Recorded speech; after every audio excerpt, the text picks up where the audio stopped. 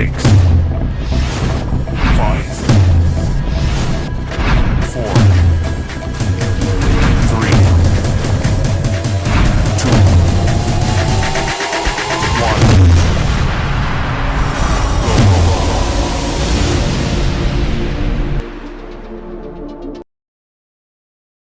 Well, good morning, everybody. Good morning to you.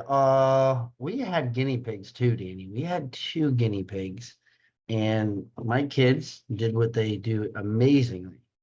They negotiate so well, just like that guy back there. Dad, I like guinea pigs. I promise I'll take care of them. I'll clean them. I'll feed them. I'll do everything, Dad. Oh, really? You kids will do that? You guys are amazing. You guys are the best kids in the world. I'll go get us guinea pigs.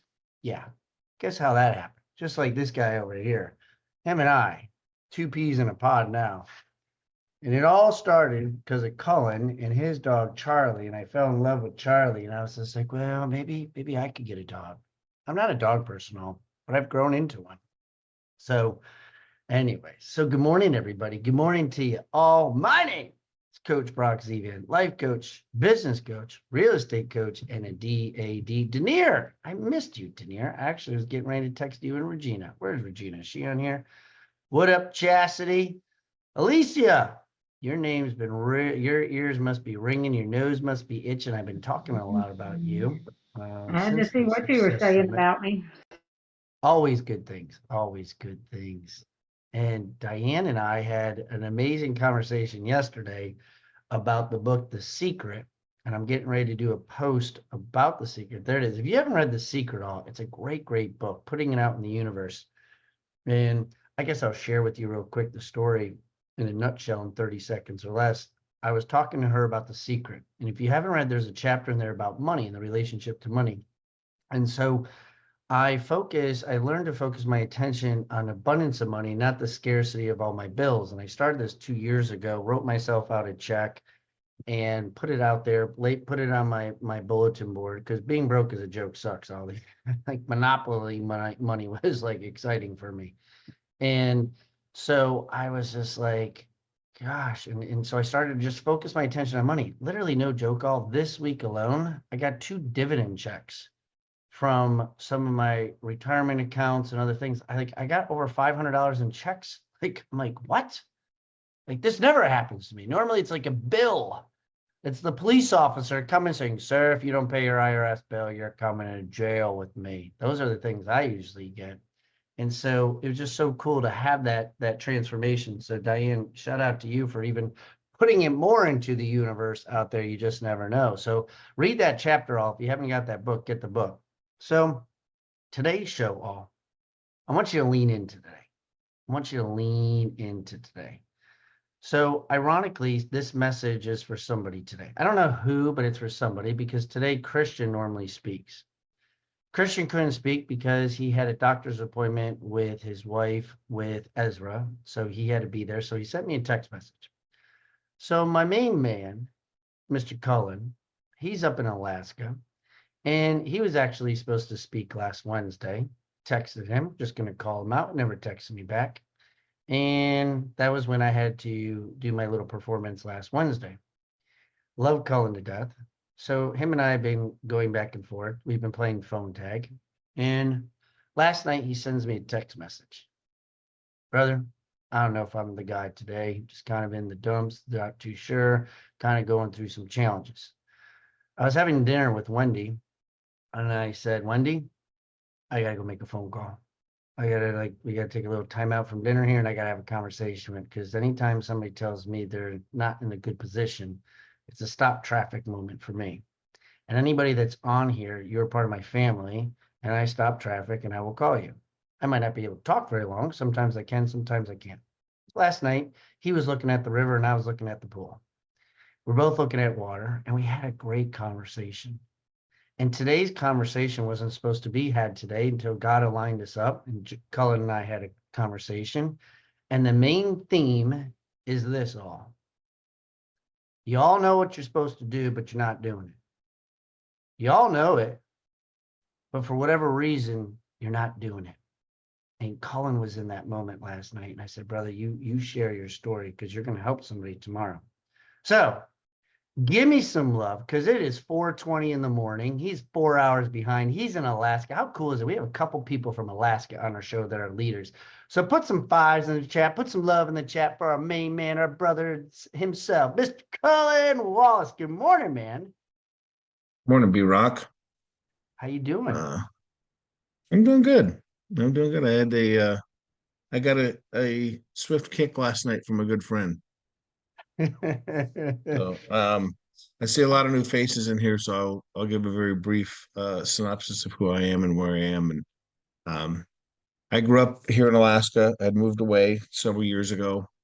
Um, Moved a couple times, and I was living in Seattle, and was part of another real estate group.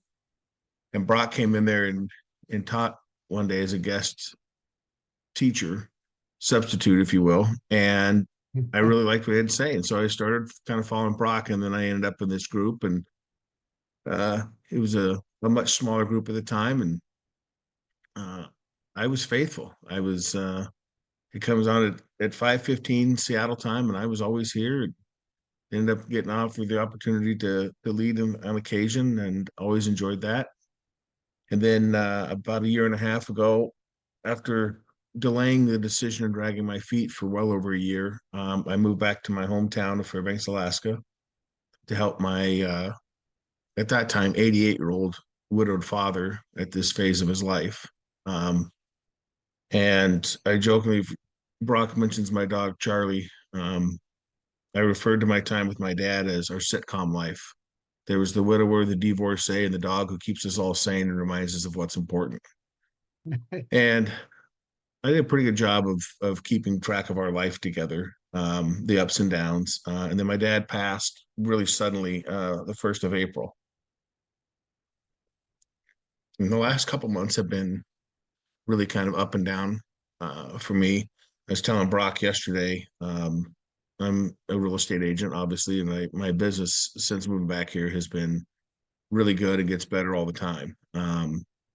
And financially, I'm better than I've been in probably 15 years, and things are going very well on that side of life. But the other side of life, my personal life, is not so red hot. I'm feeling kind of adrift and lost. Um, as I explained to a friend last night I was having dinner with, who doesn't live here anymore. He came up to visit, and he and his wife were staying at a VRBO, and I took him back over there and said hello to his wife, and we were kind of chatting a little bit. And she asked how I was holding up, and I said, it's funny. I thought I was ready for all of this. What I wasn't ready for was how I feel living in my dad's house without him here.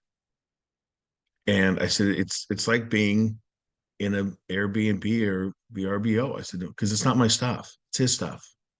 And is it okay to sit on the couch? Can I turn the TV on? We okay to put stuff in the fridge? But he's gone and not coming back. So how do you adjust to that? And there's a lot of family drama that goes with what to do with this space and where I'm going to end up. Which I won't bore you with the family drama because everyone knows how families can be, especially in times of stress and grief. But anyway, I have not been in the best place for myself personally, mentally. And yeah, Brock sent me a note and said, hey, we mean to catch up and I missed you. And would you like, Christian can't do it tomorrow. Would you like to lead? And somewhat tongue in cheek, because I tend to be a little self-deprecating, I responded back with, I don't think you really want me to lead. I'm pretty black clouded these days. My black clouds follow me around pretty hard. I don't think I'm the guy you want leading a motivational morning talk. You're all doomed. Go back to bed, pull the covers over your head. Life stinks. So I don't think that's the message we want to send people out the door with today. So, so as he does, Brock stopped what he was doing and he called me and we chatted a little bit. And I told him, I said, yeah, Christian tends to be a little on the dark side anyway, so it might be appropriate. I'm filling in for Christian this morning. So I gave that background because the conversation that Brock and I had is that we all know that comparing ourselves to others is a fool's errand. And we know that you don't know what goes on behind the scenes with them. We just think they have life easier. oh, if I had their life, my life would be so easy. Oh, God, they got it made. No one has life easy. They have life different. It's not easy. And I don't know why my brain works the way that it works, but I remember stuff and hold on to stuff um, for I think for a reason, but it's obscure stuff. And where I'm going with this is years ago, I said I grew up here. I had the same woman cut my hair for about 15 years. And she told me one day we were talking about because my hair is very thick. When all through college, I was a hockey player and I put a helmet on and I my head would just sweat like crazy because my hair's thick. And so I like to keep it cut really short. But I was also living in Alaska. So you don't want to cut too short because you don't want to go around bald headed in Alaska. So I was talking about how thick my hair was and how hot it is. And she kind of chuckled. She was an older lady and she said, you know, one thing I've learned in this business over the years is thin wants thick, thick wants thin, straight wants curly, and curly wants straight. She goes, Mm. we're never happy. We think, oh, God, if I had their hair, how good would life be? And I've used that a lot in my business. I um, being in real estate for a long time, in the various places I've been, I do a lot of coaching and a lot of teaching and mentoring of younger agents. And that's one of the things that we talk about. And we had a woman in Seattle. She had two young boys. They were like 6 and 8 at the time. And she was kind of struggling to find business. And we were having a conversation about it. And she said, well, you don't know what it's like. She was, you got it so easy. She was, you don't have kids. So you can spend all your time chasing real estate deals. And I said, yeah, that's true. That's fair. I said, but you don't know how easy you got. You got kids.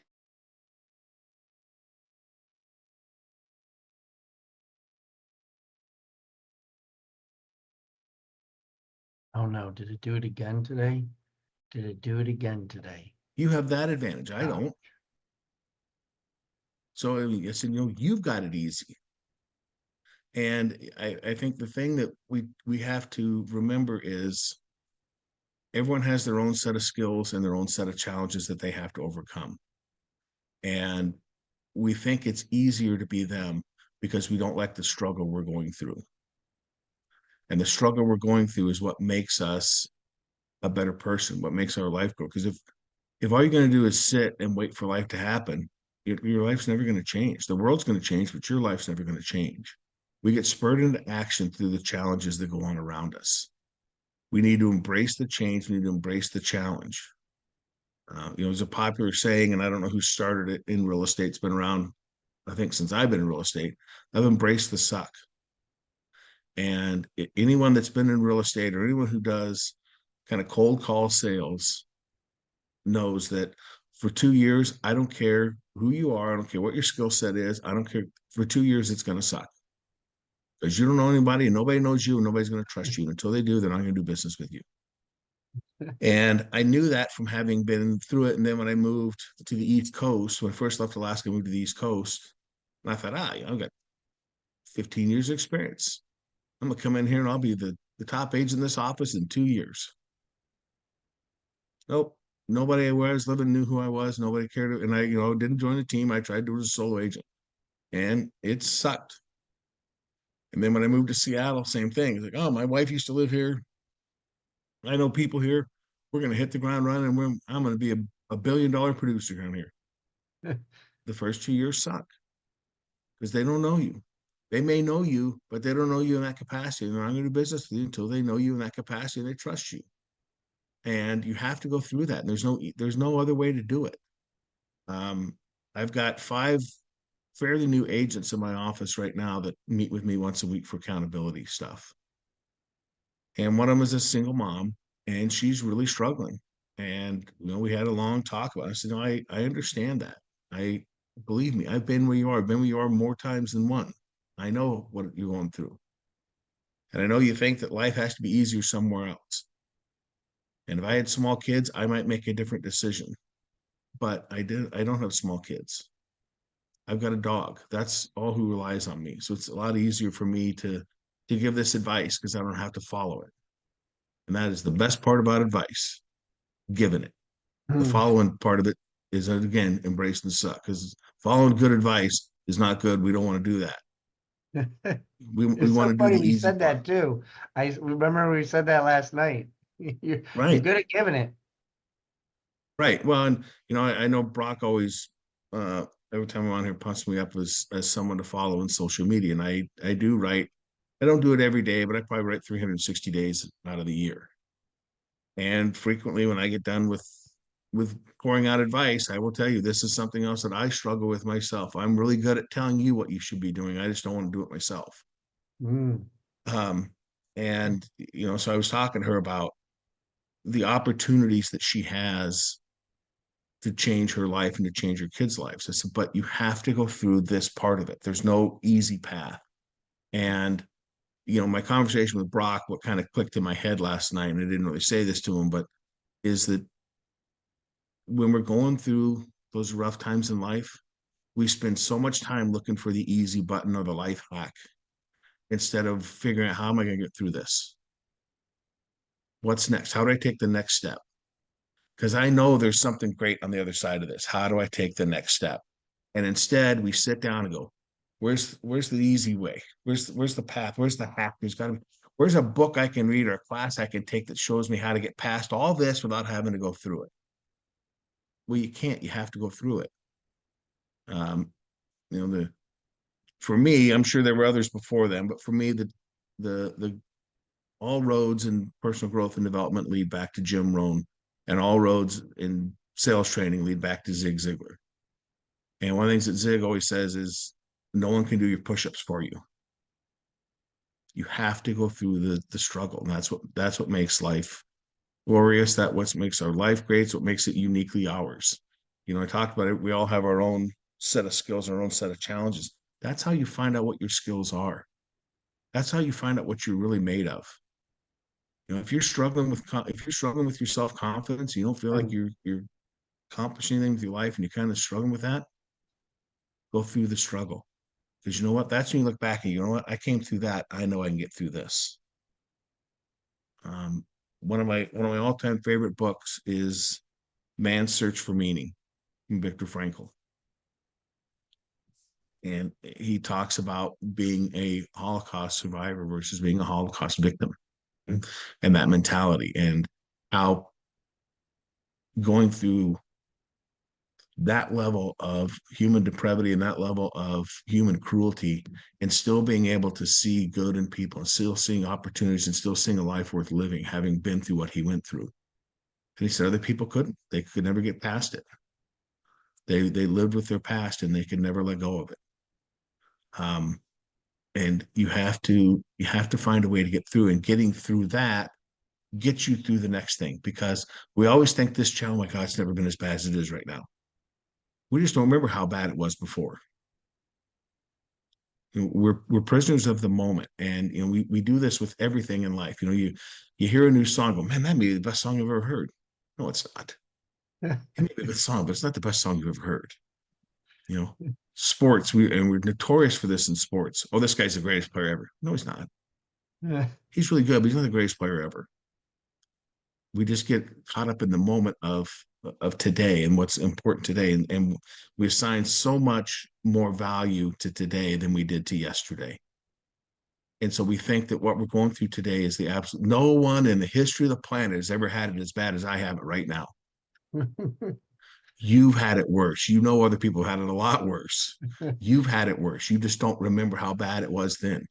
You thought 5 years ago when you were struggling that that's the worst thing anyone's ever gone through. This is not the worst. You can get through this. You can do this. You just have to have the confidence in yourself to take the next step. Stop looking for the easy button. Stop finding, is there an audible I can listen to while I go for my morning walk that's going to help me solve all this stuff? No, it's not. It'll give you some good advice, but if you don't follow the advice, it's not going to do you any good. You have to follow the advice, and you know what the advice is. And the advice is keep going. Take one more step. You don't have to know the whole path, but take a step. And then tomorrow you're going to take another step. And the day after, you may have to take a side step to get around the obstacle in front of you, but you're going to keep moving in a forward direction. What you can't ever do is stop. Uh, and Brock and I were talking a little bit yesterday about how I'm feeling about myself and my life and what's going. And I said, one of the things I've been thinking about doing is taking a really long road trip, just loading up my dog Charlie and just going on a long, like 6 week road trip and seeing some people and just kind of spending time with myself and with my thoughts. And I journal in every morning. I can get I can get pretty dark in a hurry with my thoughts, and that journaling helps me a lot with that, gets it out of my head. Um, so it's something I'm kicking around just to try and break out of the rut that I'm in right now, which is all self-imposed. I've done every bit of this to myself. I'm staying in my own headspace.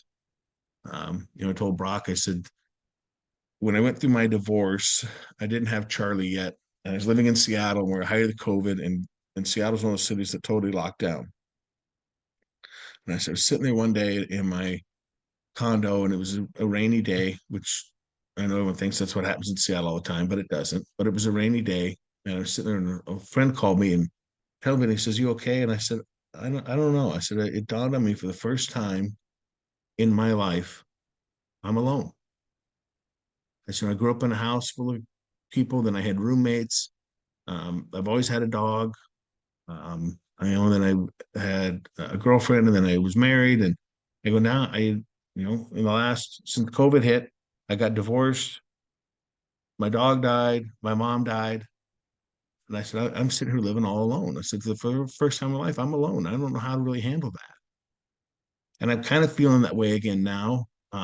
Told Brock I said I'm pretty lonely, and was starting to get a little into my own head about why I'm lonely and not having anyone in my life to spend time with and do things with. And in the course of our conversation, Brock asked me a really pointed question about, well, why are you alone? Because I go to work and come home. Okay, well, how are you going to meet people going to work and coming home? I don't know. No one knocks on my door to ask if I want to do something. So I guess nobody wants to do anything. And that's that thing we get in our own head about. Yeah, life isn't the best right now. Um, this this was not what I thought I was signing up for when I agreed to come back here and help my dad. I don't know what I thought I was going to get, but I didn't think it was going to be this. And he was doing very well health wise, and this kind of came up very suddenly. He was 89. I mean, that 89 is a long life. It could happen any day, and I knew that. And thought I was ready for it, but I really wasn't. Um, and I feel like I left a life I had that I enjoyed to come here to do this, and I don't regret it for a second. I would do it again, and absolutely. It's the best thing I've ever done with my life. But now what? And the now what is get up off your butt, stop looking for someone to solve your problems for you, stop looking for someone to do your push-ups for you, and take a step. And tomorrow you can take another step. And don't look at everyone around you and go, oh, God, they have it so easy. No, they don't. They do not have it easy. They have it different. It's not easy. People have an easy life, have a boring life, and an unproductive life. People have easy, do go home, go to work, come home, sit in front of the TV until they go to bed. That's an easy life. Nobody wants that. You're not here for an easy life. I know just from knowing this group, I know most of you in here are at some level in your spirituality. Your creator did not create you for an easy life. He created you to live. Living is a verb and it's an action verb. Get up off your butt and start living your life. It's not going to get easy. You get better. That's what makes life easier is you get better. And you have to keep moving forward. So that's what I got, B-Rock. Man. Woo-hoo! You got some emotions today. I told you this was on purpose for somebody. Somebody needed to hear this today. And when Cullen and I talked last night, I was like, man, we got to do the same thing tomorrow and have this conversation. And I put Cullen, I put your phone number in there because you're not alone in this family. And just like it was when I told Wendy, I said, I got to make this call right now.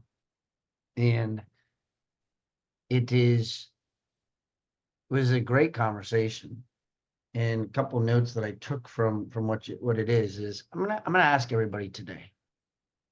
This is what I wrote down. God put this in my head today for anybody who wants to do this. Okay. If you're willing, I want everybody.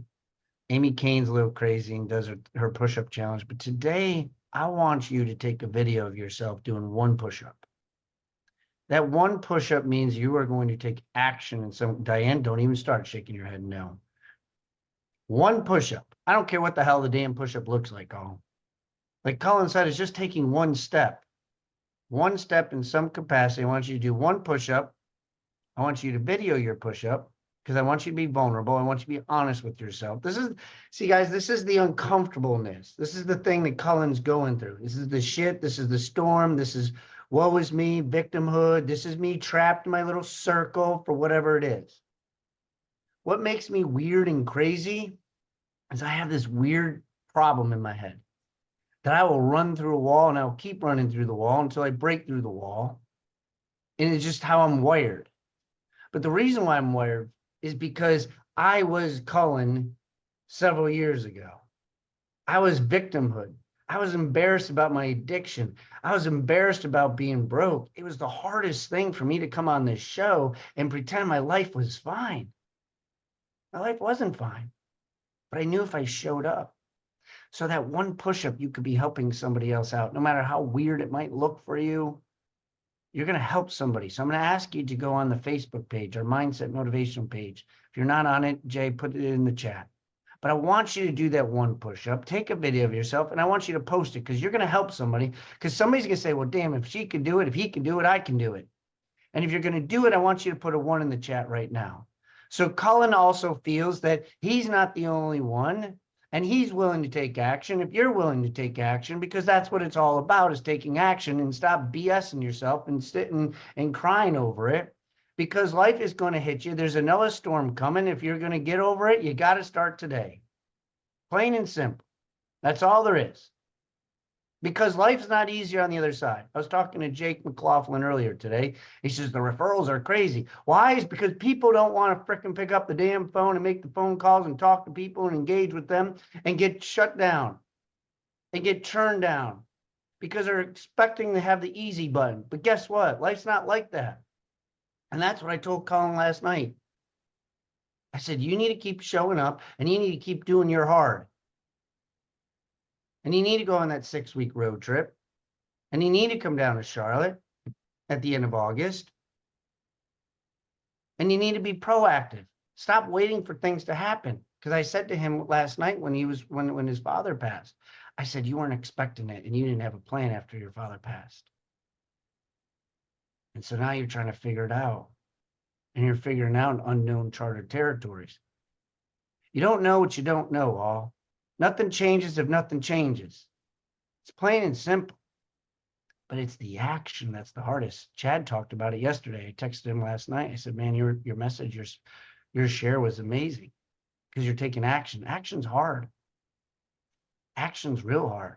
And why I put Cullen's number in there is because every time somebody texts him, calls him, he's going to be reminded, damn it, Brock put my number in there. And now I keep getting reminded to make a change, to take action, to stop having a pity party. And Cullen knows I say this out of love, and to anybody else who I have conversations with, it's all out of love. I tell my daughter Brielle things, not because I'm trying to, really because she's annoying as hell. She will ask me every single day, did I get this done? Did I do this? Did I buy this? That's how I bought my car. Now she wants to go on a cruise. I know. But you know what? That motivates me. Because, Cullen, you're the one that shared this with me.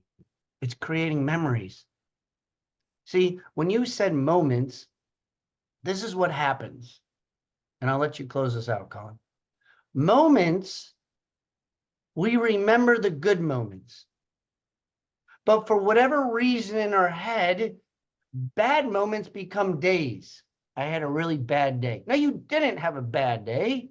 You chose to have a bad day. You had a bad moment and you let that moment carry you throughout the rest of the day. That's what you did. Emotional moments only last 90 seconds. All we decide to keep refurbishing them and putting them inside of our head to be like, this whole day. No, the whole day's not bad. Your whole life's not bad, Cullen. Your whole life, and you know that. All of us on here, we have an opportunity that many people wish. I told him, I said, I'm jealous. I wish I could go on a road trip for 6 weeks. I'm in a different season of my life.